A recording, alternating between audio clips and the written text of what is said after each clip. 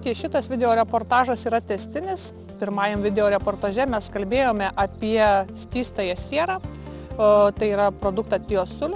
Ir agronomas konsultantas atvykęs iš Belgijos pateikė rekomendacijas pabuvojęs mūsų laukuose. Taip pat atsitiko ir su kitu produktu, tai yra skystuoju kaliu, kuris bus pateiktas prekybai šį rudenį. Tai paklausykime video reportažo apie karščiausią naujieną skystąjį kalį. Salt is ammonium thiosulfate, but you can also combine the thiosulfate with potassium. That's what we call KTS. KTS is an advantage what we see for growers in France and in England, where they also grow oilseed, that you want to sow in the autumn, but just like last year over here, the autumn was quite wet. So maybe you cannot go into the field because the soil is too wet and you have to wait.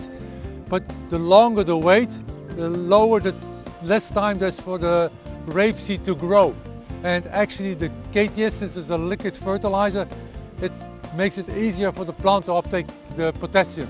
So we see that the plant is growing quicker when you apply the KTS compared to regular potassium sources like MOP.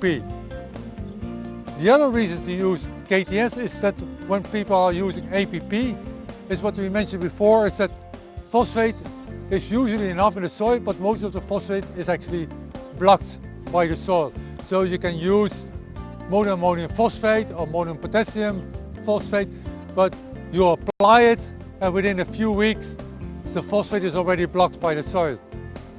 That's the reason that growers are using APP, because APP is partly regular phosphate and the other part of the phosphate is actually a chain.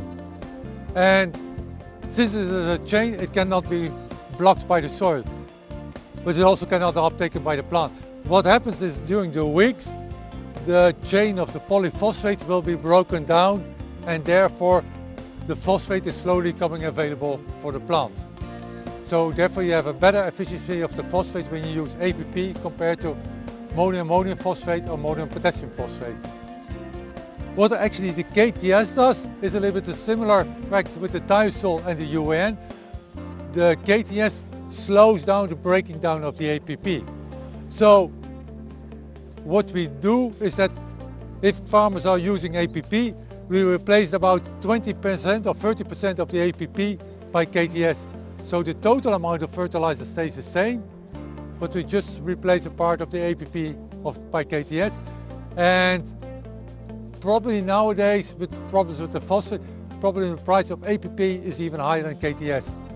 But since the APP is now broken down over a longer period, actually the application of the phosphate is more efficient. And that's just the reason that we can say we can reduce the amount of APP by 20-30% if we replace it 20-30% by KTS.